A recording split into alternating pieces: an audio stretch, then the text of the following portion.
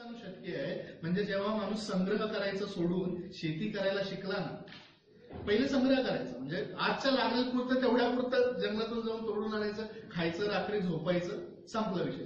जेव्हा त्याला त्याच्या बुद्धीला हे कळालं की संग्रह केल्याने फायदा होतो, उद्यासाठी पण आज काढून ठेवू, मग उद्यासाठी काढलं, परवासाठी काढलं, मग मुलासाठी काढलं, याच्यासाठी काढलं, हा संग्रह करून मग जो ज्याच्याकडे जास्त मोठा संग्रह तो मोठा, तो धनवान, त्याच्याकडे ताकद जास्त.